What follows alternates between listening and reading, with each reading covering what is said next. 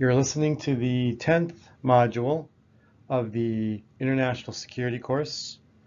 In this module, we'll be looking at political and civil rights and the connections between this notion of rights and the idea of civic insecurity and what steps need to be taken in order to protect the political and civic security of people around the world. Before we can start talking about civic security, we need to know what it is we're protecting here. And to understand civic security, we need to have a notion of human rights as a foundation to begin. So definitions of human rights are as follows. One given by the international relations theorist Charles Kegley suggests that human rights are rights recognized by the international community as inalienable and valid for all individuals in countries by virtue of their humanity. A simpler, more direct definition comes from the human rights scholar Micheline Shea, who says that rights are granted to individuals simply because they are members of the human species, which means that if you are a human being, if you are a human animal, essentially, you are granted these rights simply for existing. You don't have to work for them. You don't have to earn them. They are yours by virtue of the fact that you are a human being and you are alive. So far, so good. I think everyone agrees that human beings, regardless of where they live and what the differences may be between them, if human beings are entitled to the same assortment of rights, regardless of who they are and where they live. But unfortunately, we have disagreements about what constitutes a human right. And as you can see here, the notion of rights has changed over time. We have begun with an initial understanding and assortment of rights, and we've added to that list as time has gone on. In the first generation of rights, we're talking primarily about political and civil rights, and that will be the focus of this module and the security around protecting political and civil rights. These rights emerge out of the Enlightenment era, beginning in the 16th, 17th, and 18th centuries. And we're talking here about many of the rights that are contained in the U.S. Constitution with regards to freedom of speech, freedom of assembly, freedom of religion, and these sorts of things. As we move into the 19th century and the beginnings of industrialization, or the advancements, I should say, of industrialization, and the transformation of society from an agrarian society to an industrial society, we see notions of human rights add on newer understandings of rights that have to do with economic and social rights. These are things like the right to union representation and membership, the right to a particular minimum wage, the right to unemployment insurance, and other assorted rights. The most recent generation, the third generation, identify mostly group and identity-based rights based on cultural identity and the status of minorities.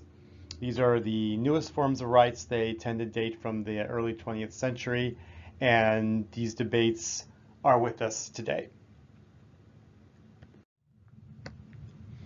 As I already suggested, the focus of this module is on political and civil rights.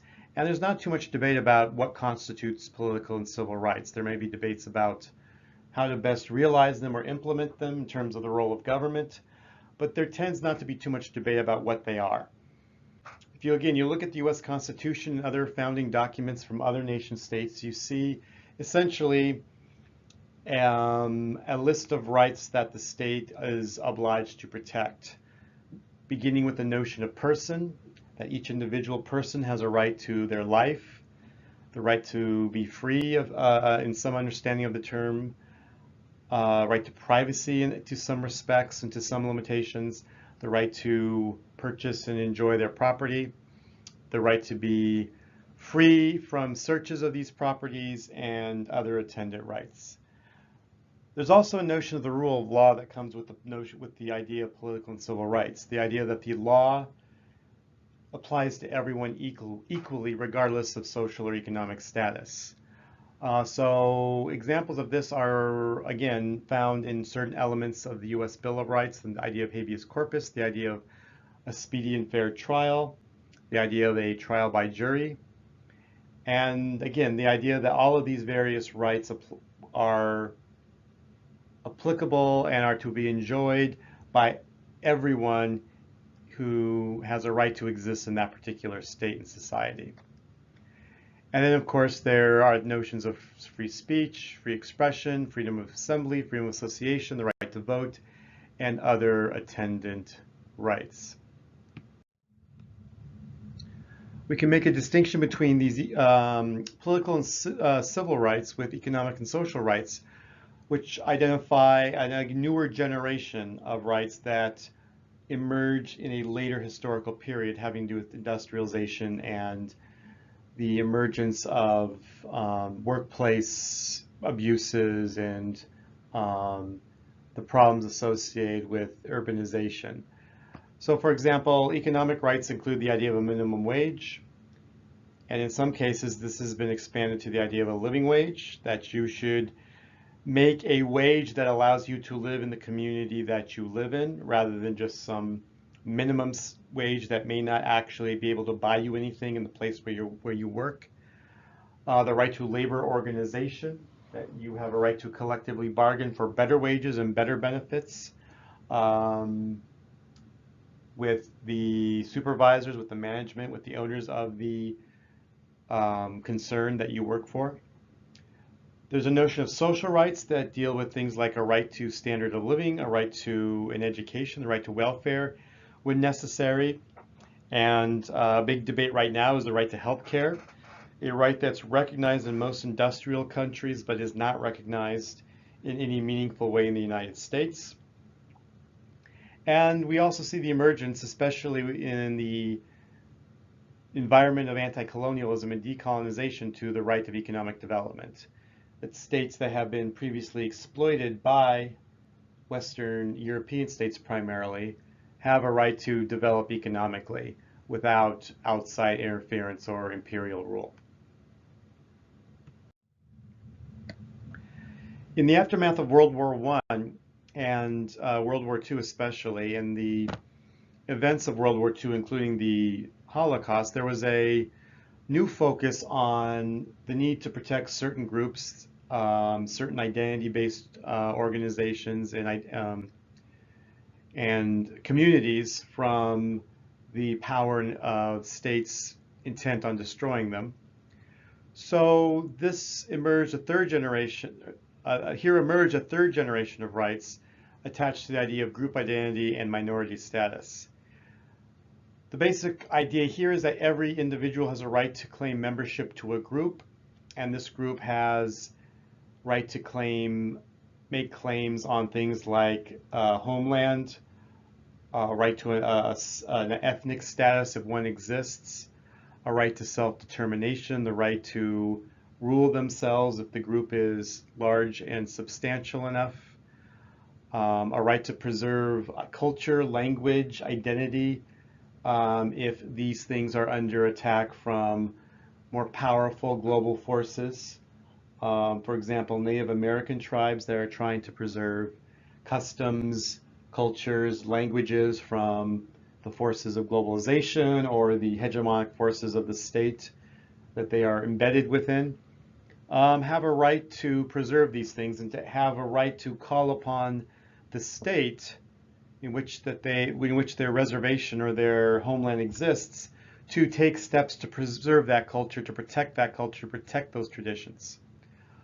Even as we speak, there is a movement in Europe, for example, in Spain, for Catalonian independence, that the people of Catalan had decided that they want to assert their group identity in distinction to the larger Spanish identity that they had once been part of.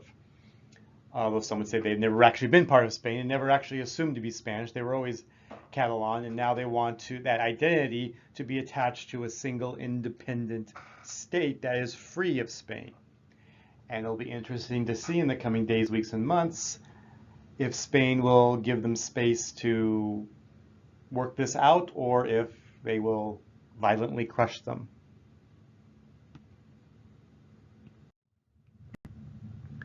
Within the human rights literature, there's a great deal of discussion and debate about the various tensions that exist between these different generations of rights. Some argue some rights are more important than others. Because political and civil rights have come first historically, there is a tendency to see them as the most important rights. In fact, in some cases, even in the United States, there's a tendency to see them as the sole purview of human rights understandings, that in many cases, the notion of economic, social, or group rights is simply not even recognized, that the state only has a responsibility with regards to civil and political rights. Whereas other states do acknowledge economic and social and group rights and try to take steps to protect them or provide some kind of allowance for them. And in the context of globalization, as we just talked about, some rights or some identities feel like they're under threat, and extra efforts are necessary to preserve some of these group identities and traditions from the encroaching power of globalization. So I'll put aside the rest of the discussion about rights for a moment and focus on the security side of this, which, again, for this module is a focus on civic security, the need to protect civil and political rights.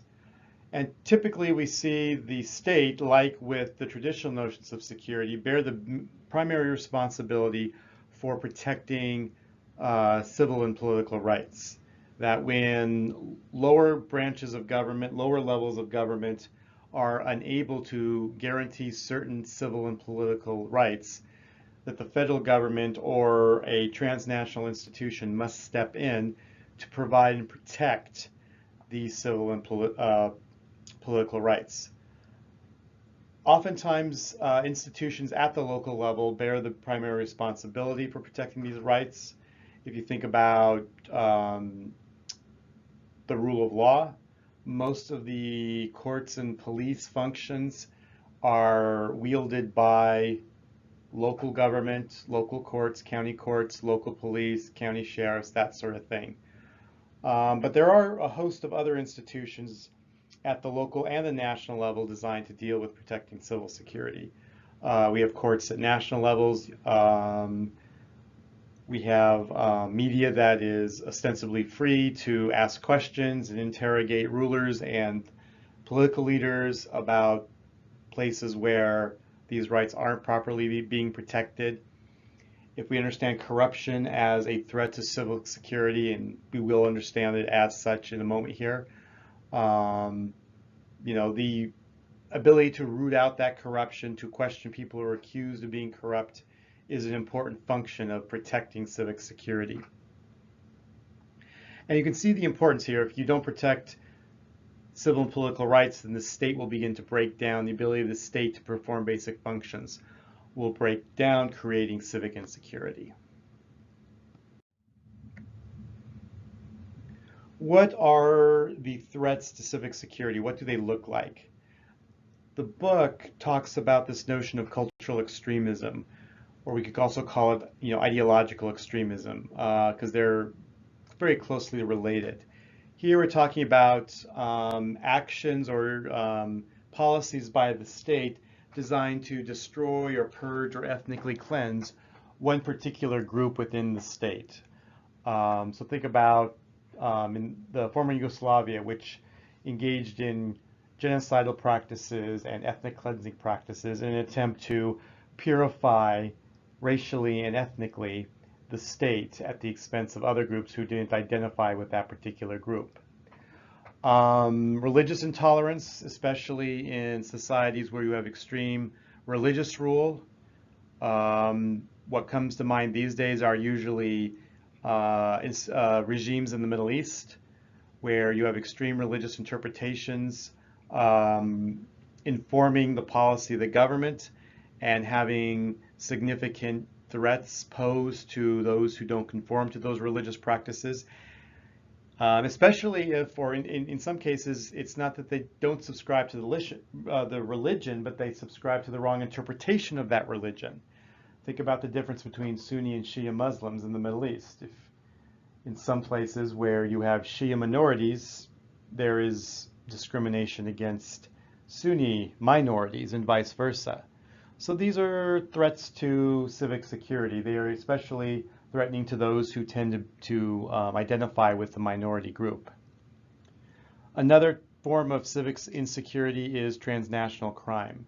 Things like drug trafficking, human trafficking, corruption, money laundering even are examples of threats to civic security, because the ability of the state to protect the rule of law, to ensure that the law applies to everyone equally, is hampered by the ability of transnational criminals to move quickly outside of the jurisdiction of police agencies. And with no truly international police force, it's very difficult to get control of these transnational criminal activities. And as I've already hinted, another threat to civic security is political corruption, which we see examples of around the world.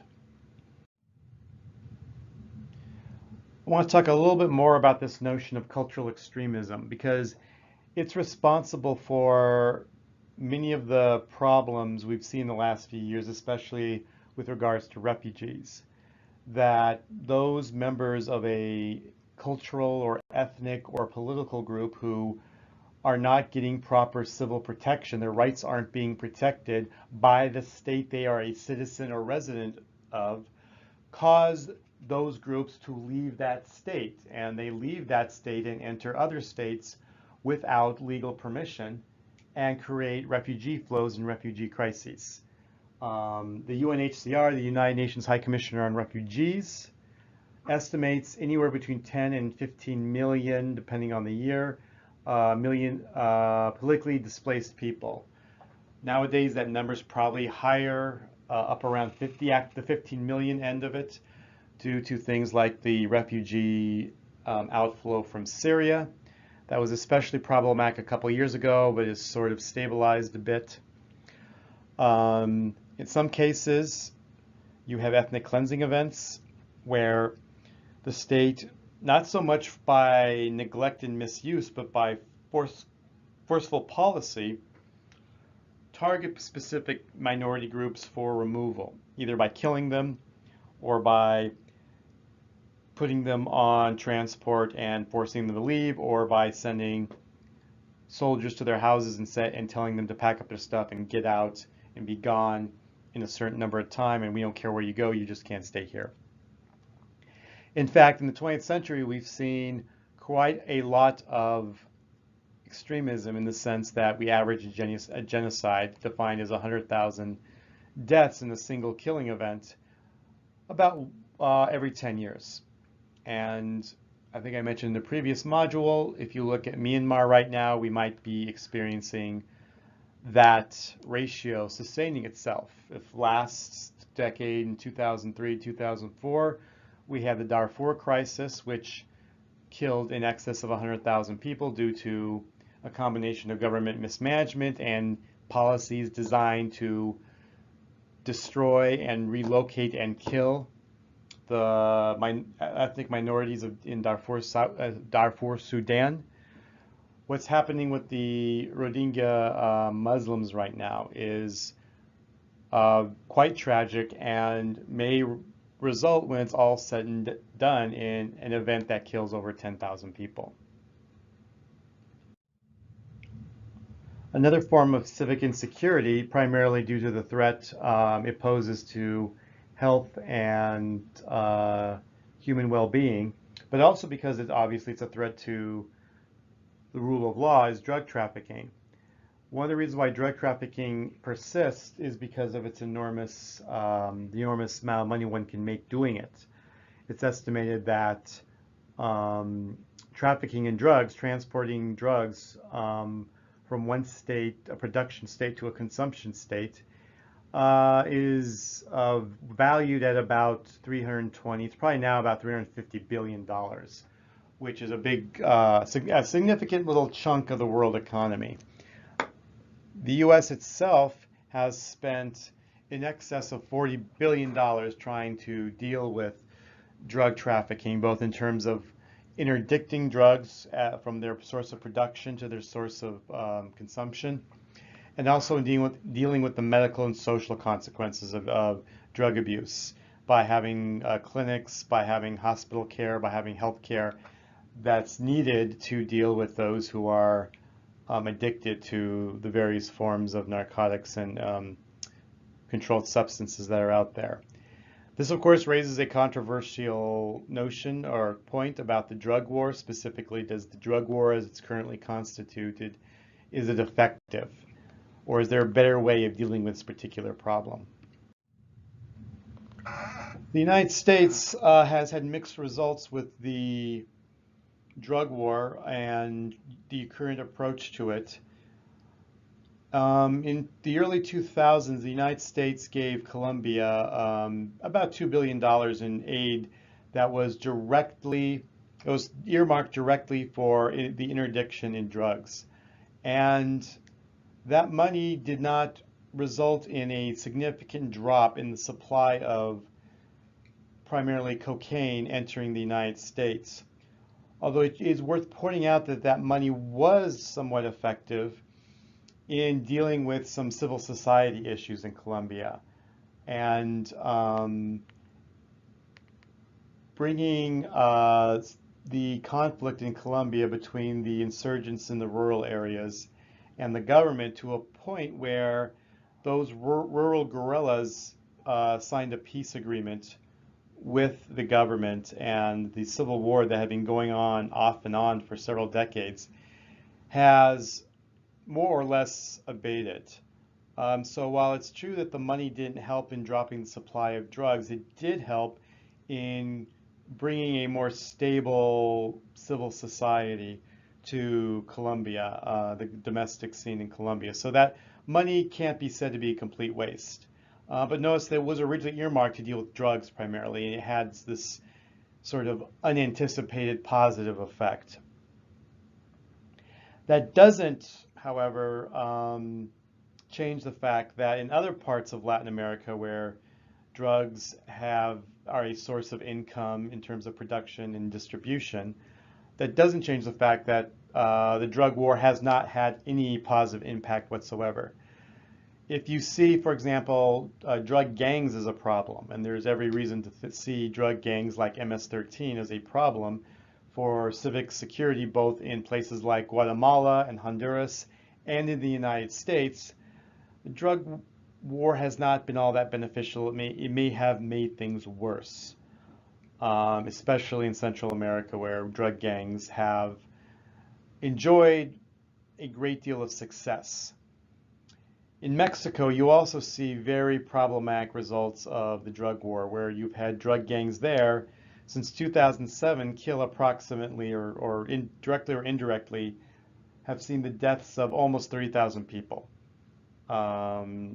as different drug gangs fight with each other and fight with the Mexican government for control of territory and for control of resources necessary to participate and expand the drug trade there.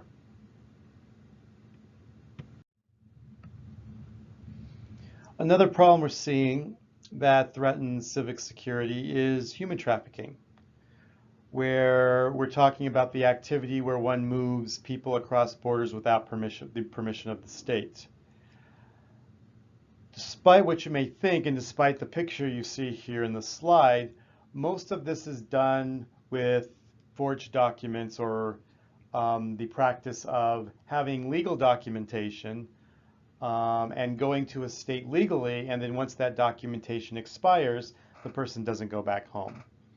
The notion that people are coming into the country illegally by trucking across the desert or hiding containers certainly exists, and I'll talk more about that here in a few moments. But generally speaking, most of the time when people come into the United States illegally, it's because their original entry into the United States was legal, and then they decide not to go back once their visas or their passports or whatever documents they used to enter the United States has expired. And it's not just the United States we're talking about here. It's pretty much every country around the world, especially industrialized countries, have a problem with humans being smuggled into their territory without their permission from places where you see civil war and civic insecurity. In other cases, you do have people literally being smuggled in containers in the dashboards of cars, as you can see here, in other ways designed to conceal people in transportation mechanisms as they cross the border.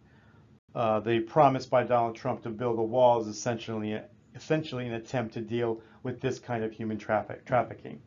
But as I've already suggested, that a lot of the some of the primary ways why you enter a country illegally is by actually entering it legally first. So it's not clear if walls will help with that.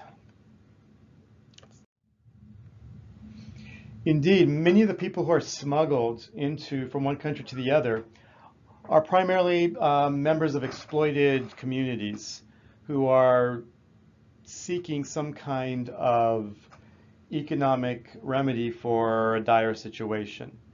In some cases, these people are bonded labor, which means that they are essentially sold into a kind of slavery where a sponsor in the host country will pay for documentation, will pay for transport costs, will pay for other types of other expenses with the movement of the individual to come over to the host country and work for a certain length of time, often with little or no pay.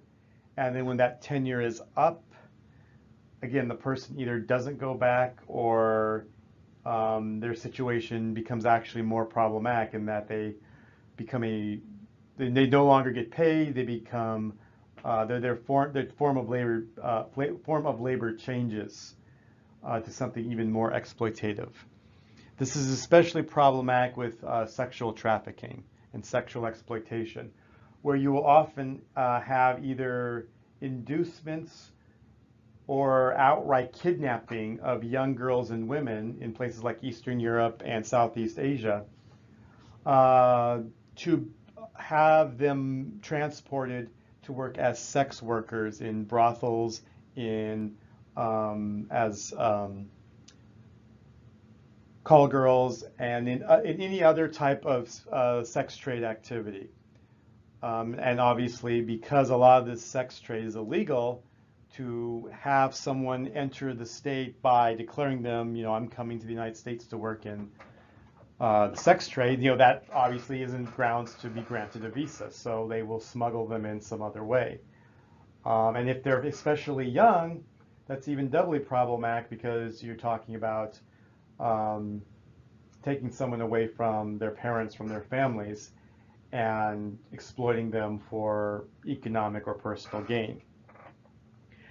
In other parts of the world, lesser developed parts of the world, we see the problem of trafficking in child soldiers, where again, young individuals will be induced or kidnapped, essentially to be fighters in a civil conflict or a regional conflict somewhere in the world. You see this in Latin America a little bit, and especially in Central Africa, around the area of the Democratic Republic of Congo, where that's a fairly common sight, children acting as fighters essentially in a civil conflict. We believe that the total number of people illegally trafficked is probably in the neighborhood of 12 to 13 million people.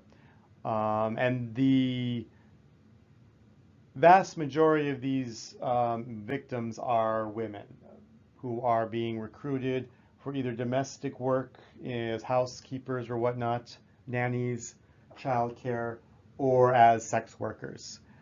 And there's a large amount of profit involved here, $32 billion annually.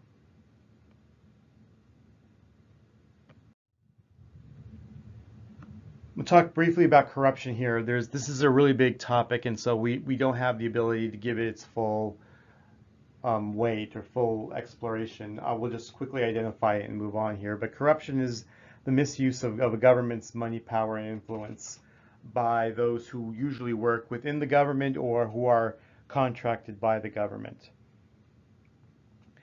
Corruption is more or less endemic with any other type of transnational crime. in order for, sex slaves and child workers and child slaves to be successfully exploited and successfully trafficked, you need to pay off government officials. You need to pay off people in authority and people who have the ability to do something about this, or who oversee some of these functions, to either participate in the exploitation or to at least look the other way as it takes place.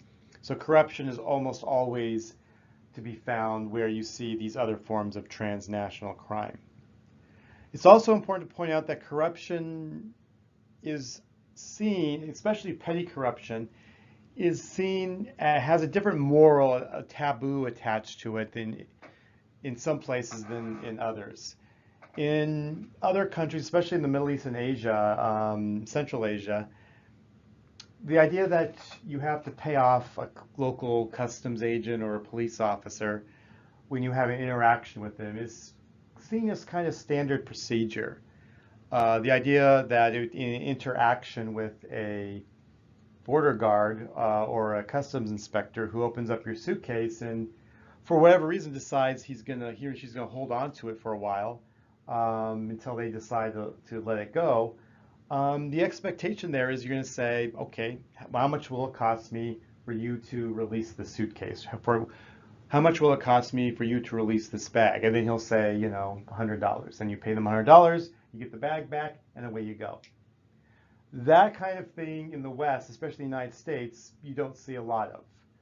The corruption here, however, tends to be a lot more formalized. It tends to be, interestingly enough, of a much grander scale, and in the form of lobbying, in forms of the connection between campaigns and television advertisement costs and the solicitation of funds for those costs. This gets into questions like campaign finance reform and dark money and super PACs and all sorts of other issues that, when looked at a certain way, can be seen as a threat to civic security. But because they are looked at in a different way or seen as the cost of doing business in American politics, are not necessarily looked on as corruption. Whereas for other places, they are seen as corruption. Just as we would see the example of the border guard demanding $100 for the bag, we see that as corruption, whereas people who live there say, no, it's just the cost of doing business.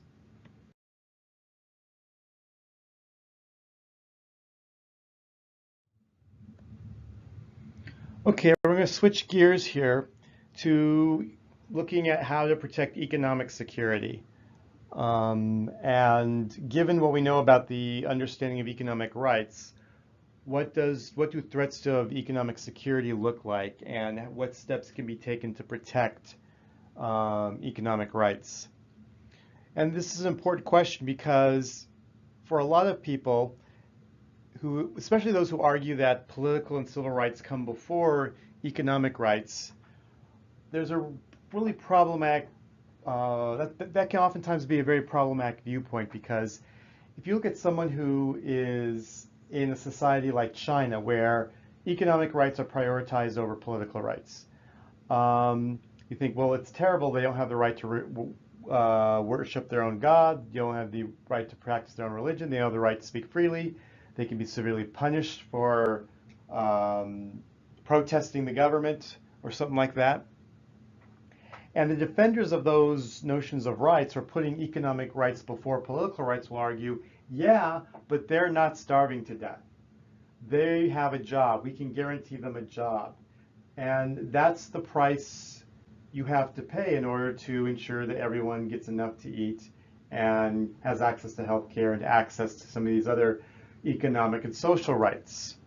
That so long as people have enough to eat, they will be content with muting themselves. They'll be content with perhaps practicing their religion in a more private way than in a public way.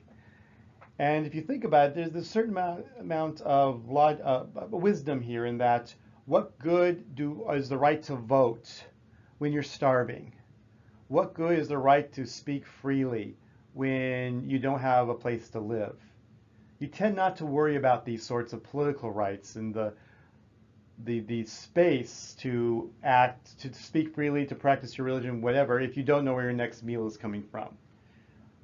You tend not to be worried about corruption, whether it exists or not, if the state or the society doesn't allow for enough resources to allow you to survive.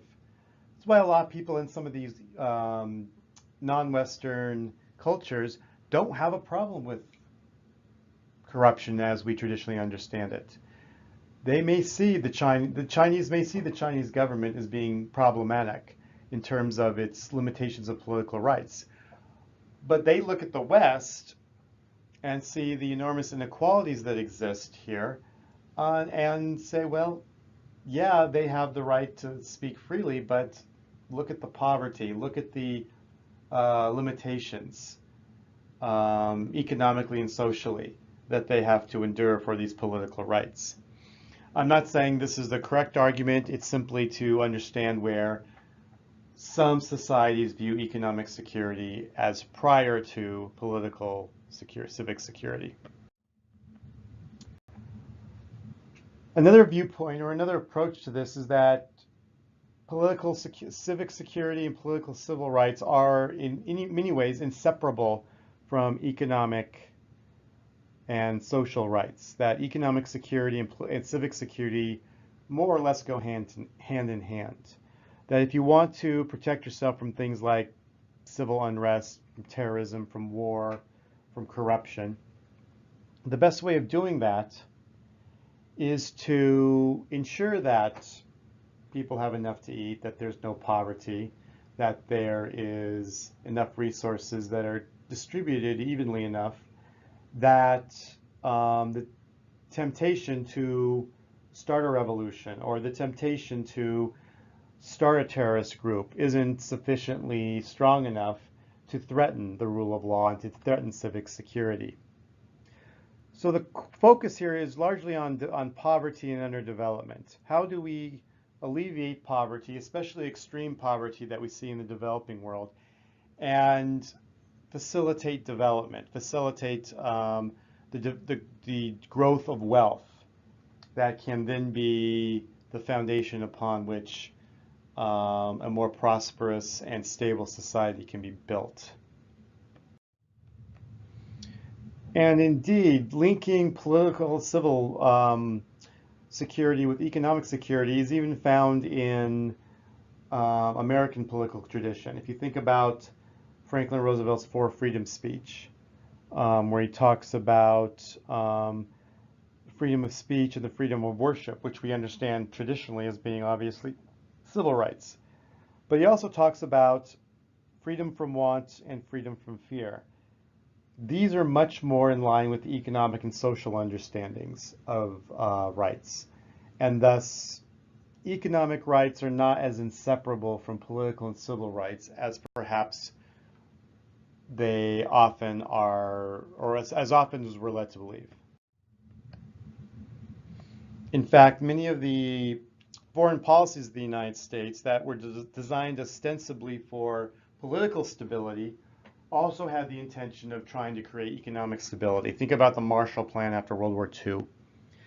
This was a package of very generous loans made by the United States after World War II to European economies for the purposes of facilitating rapid economic development.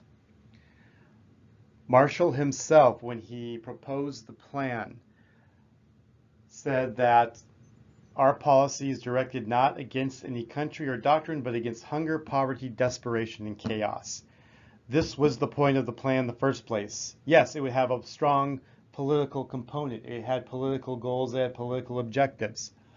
But it was also designed to stop the things that would threaten those civic rights. Hunger, poverty, desperation, lack of stability, lack of rule of law, chaos. Security policy, civic policy, economic policy are intertwined here. So what are the threats to economic security? Three things here: chronic poverty, hunger and starvation, and underdevelopment. The first two are fairly closely linked, as we'll see. Underdevelopment is a sort of a different characteristic, and we'll talk about in a sort of a separate category. Beginning with poverty, what do we mean by poverty? This is defined by the World Bank as living on less than $2.50 a day. Now, you'll have different institutions and organizations give you a different dollar amount as far as what constitutes poverty. Some will place it at $1 a day, some of it will place it higher than this. But this is a pretty good approximation of what stands for poverty at the international level. For some places, this may not be a bad wage in terms of a daily income. In some of your very poor countries, $2.50 a day is not a bad wage. It can buy quite a bit.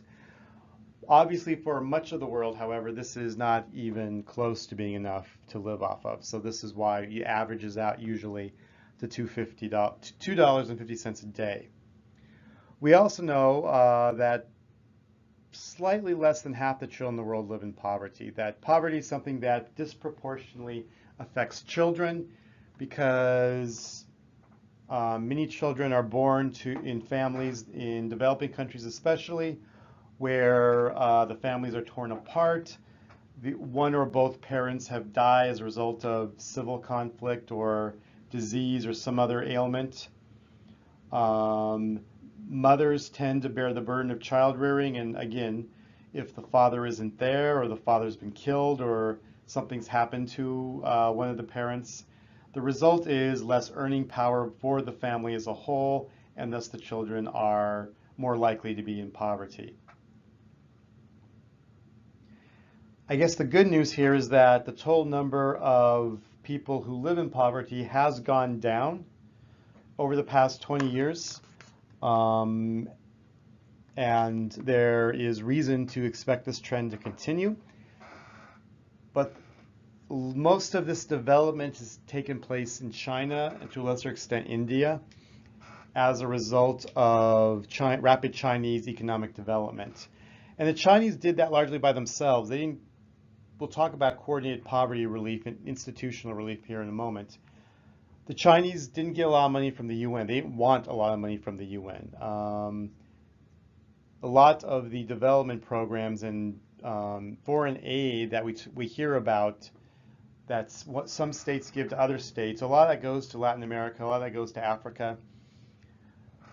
And we don't see a lot of rapid development there. Where we see a lot of the development are those states, interestingly enough, who have done the best to industrialize on their own without the assistance of the UN, the World Bank, or the IMF. One of the most moving signs of chronic poverty is hunger and malnutrition. We define malnutrition here as the inability to take sufficient amounts of nutrients and calories per daily requirements. And notice that calories and nutrients are separate here, that you can take in enough nutrients and still not get enough calories, and vice versa. You can take in enough calories but not get enough nutrients. 1 in 8 individuals globally is believed to suffer from chronic undernourishment, which means they're not getting enough calories and or nutrients in their daily diet. The most alarming statistic, however, deals with hunger in children, where it's believed that 22,000 children die every single day due to hunger and nutrition-related issues, which means they're either literally starving to death or they're dying due to a disease that the child would not have gotten if not for the malnutrition. So think about a disease like dysentery, which is basically diarrhea.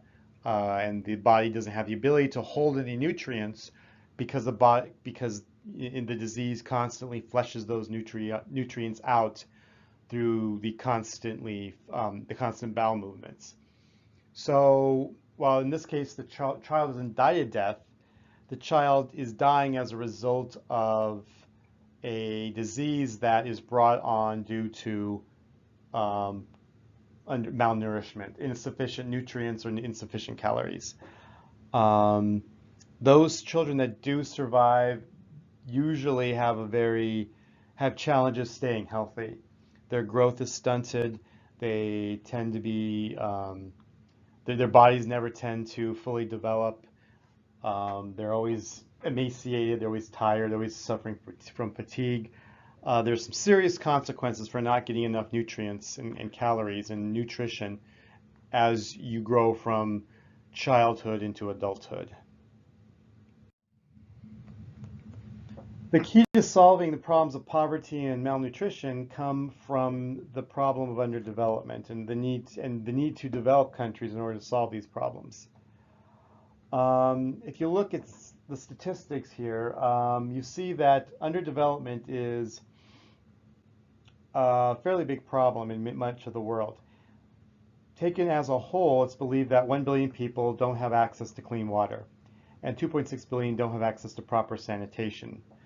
In the first instance, there's no access to clean water of any kind, or the people have to travel long distances to get access to a well or to a faucet that actually produces clean water.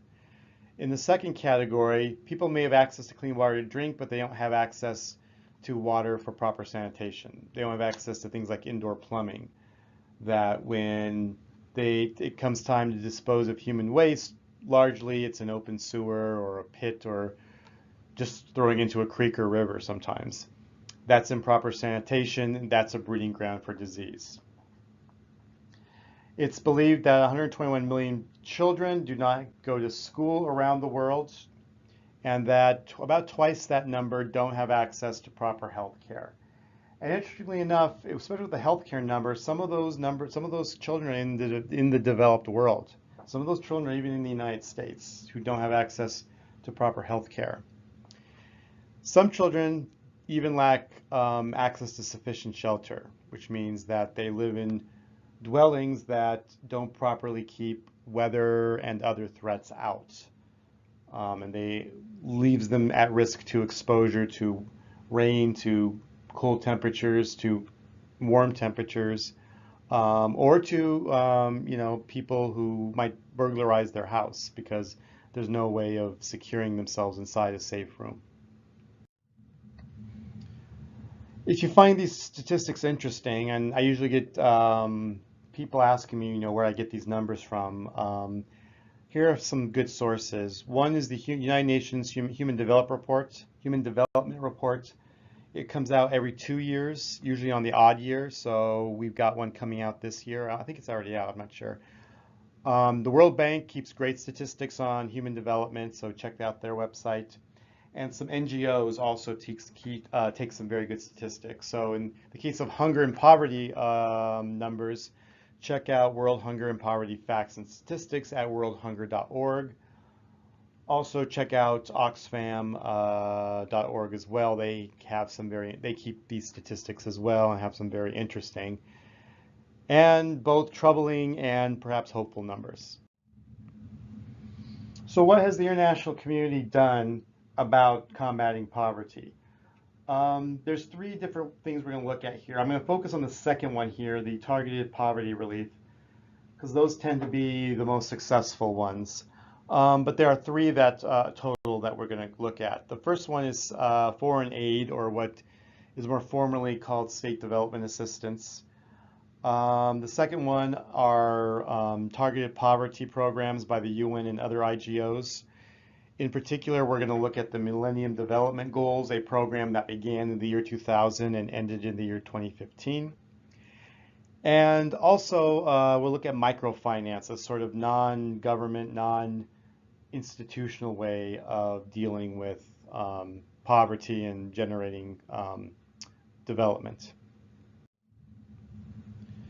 Let's begin by looking at state development assistance. We'll take the example of the United States, since that's the country we know best. The program, the agency that deals with foreign development assistance specifically, this excludes military assistance or other types of foreign aid, is USAID. they disperse about $10 billion around the world annually, and they tend to target the 20 most vulnerable nations. This amount amounts to less than 1% of the total federal budget. So if anyone you know or you yourself believe that foreign aid is what is costing the United States, preventing it from balancing its budget, you need to readjust your thinking here, because $10 billion is a drop in the bucket. And it's not being wasted. It's going to the 20 most vulnerable countries around the world. A case can be made that even this money could be reallocated into different channels to be used more fruitfully, more productively. It could be handed to NGOs who know how to use it better. Those are all valid arguments, but the idea that the amount is somehow bankrupting the United States is simply not correct.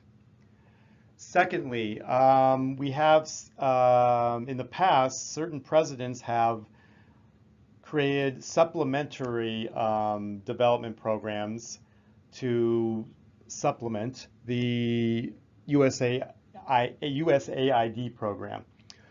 During the George W. Bush administration, he created something called the Millennium Challenge Account, which was again targeted at mostly poor countries in Africa, where they would be given additional foreign aid if they reform some of their corruption policy, or if they met certain goals with regards to changing their domestic political situation to weed out corruption, to change certain social and economic policies, and to have a foreign policy that was more amenable to American national interests.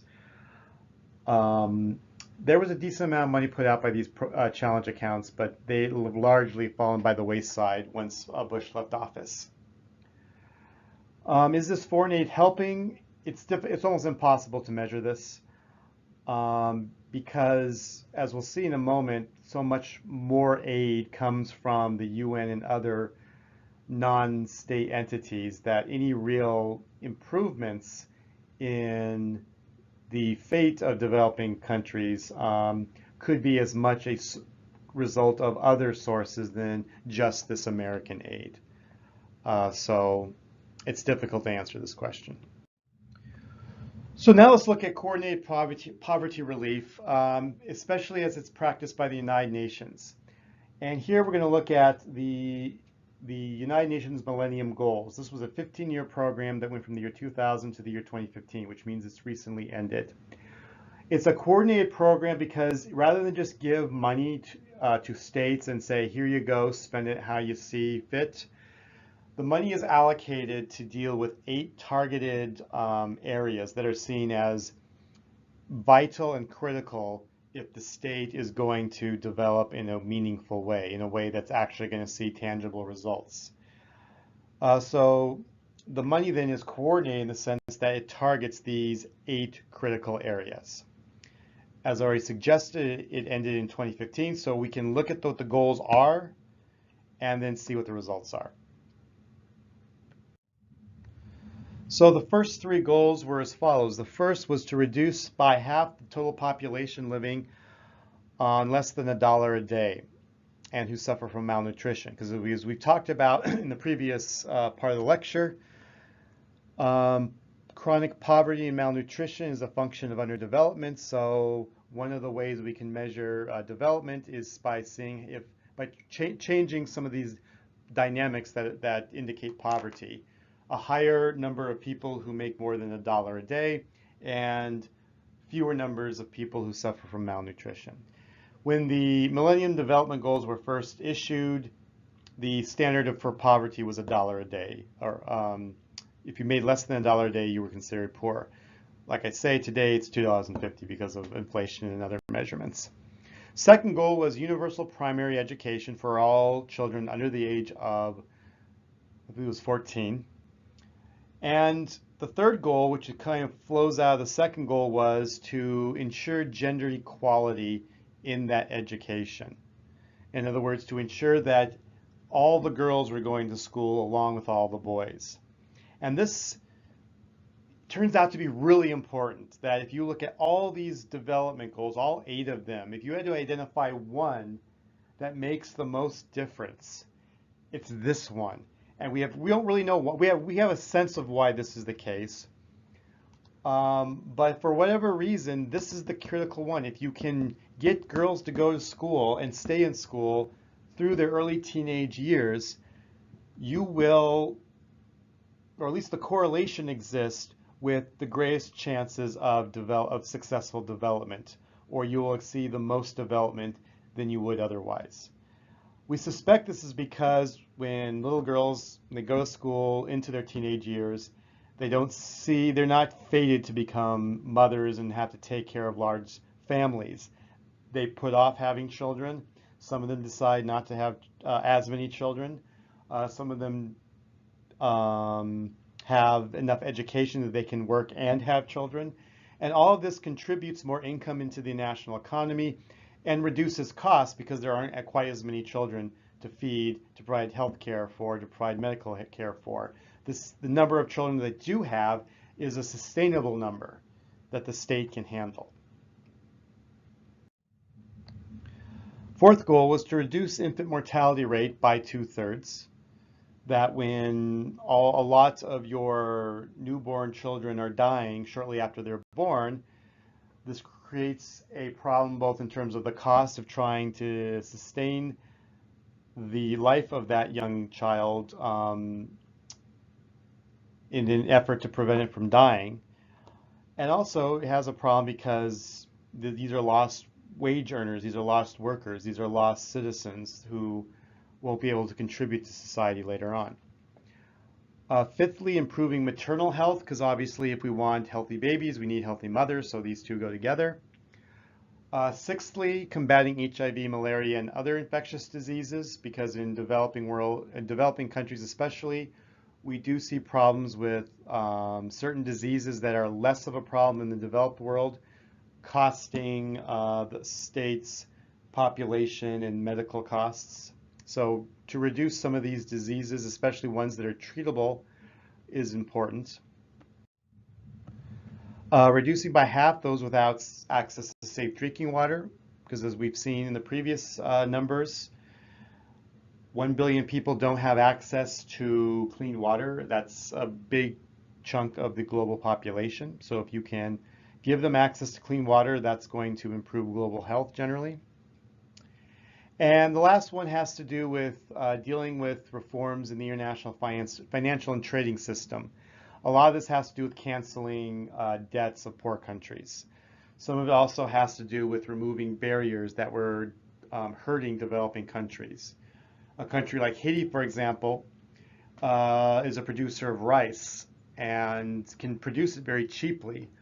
The problem is that its largest market for rice would be the United States. It's a huge market that's not far away. It could sell tons of rice in the United States. The problem is that there are steep subsidies and tariffs in place to protect American rice growers from foreign rice producers. The goal here is to remove or mitigate some of those tariffs and subsidies to give the Haitian rice, in this case, a slightly better chance of competing in the American market. So those are the Millennium Development Goals, and as we already talked about, they ended in 2015. So let's see if the goals have been met. First off, reducing by half total population living on less than $1 a day and reducing the amount of those who suffer from malnutrition. We see the goal has been met in Asia, that Southeast Asia, Asian nations by and large have met this goal. Part of this is due to China, but a lot of it's due to states like Vietnam developing rather robustly in the last 20 years or so. So in the aggregate, this goal has been met in Asia. It has not been met more or less everywhere else, Africa, Latin America, and parts of Oceania, Pacific Islands. Primary education, this has not been met, in large part because of traditional societies in the Middle East not wanting or not believing women should go to school. Other parts of the world, it's been a better story, but this one has largely not been met. Um, so obviously, if universal primary education has been met, the goal regarding girls' education has also not been met. Again, because of traditional societies not giving any space for girls in their schools. Fourth goal, reducing infant mortality rate by 2/3. Again, goal was met in East Asia, not met in other places. Latin America, pretty close. Not quite there, but they got pretty close. Middle East, Africa, still problems. When it comes to improving maternal health, the results were mixed, which means that in some parts of Asia, for example, some countries did better, others did worse. In parts of Africa, a few countries did better, some did worse, some there was no change at all. This was also the case for HIV, malaria, and other infectious disease prevention. With HIV, for example, in Africa, Africa has always had a problem with high HIV infection rates. Some countries did better, some more or less stayed the same, which means it was bad before, it's bad now. Nothing got worse just because things were so bad. It's hard for things to actually get worse with regards to some of these infection rates. Malaria is still a chronic problem around the tropical zones, and there's no real improvement here in much of the world. With regards to safe drinking water, the news here is pretty good. The goal was met everywhere except sub-Saharan Africa and the Pacific Islands. In the latter case, the problem here is the rising ocean levels are tainting the fresh water sources, the freshwater wells on some of these islands. And keep in mind, some of these islands are nothing more than coral atolls. So whatever fresh water exists there, it doesn't take much for the ocean water to taint it if the two bodies of water meet. And there's a very real fear that the Pacific Islands are really going to have a hard time of it if the worst predictions of climate change really kick into gear. And we'll talk about climate change more in a future module. In terms of reforming financial and trading systems, the UN says that this goal has been met, that a lot of debt has been forgiven, a lot of trading reforms have been put into place, and that they are satisfied that at least on this goal, the criteria has actually been met. I want to talk really quickly about microfinance because this is one of the more promising changes we see with regards to development. Microfinance is the practice of lending small amounts of money to local people, to local entrepreneurs, to local businesses. In the past, especially with these large World Bank loans, the amounts were astronomically huge. We're talking about tens of billions of dollars to build airports, to build railways, to build ports, and all sorts of other infrastructure projects. And as you might imagine, these amounts of money were so huge that it was easy for local bureaucrats and politicians to skim off large chunks of that aid for themselves. And so the corruption was a problem. In the last few decades, the discovery has been made that if you give small amounts, I mean, here we're talking maybe no more than $100 to people in villages. A lot of times we're talking about middle-aged women who will set up a stand selling, bottles of Coke and chewing gum. That this will go you'll get a lot more development. That these entrepreneurs will create a lot more return with the seed money you give them than you would get by giving billions of dollars to a state government.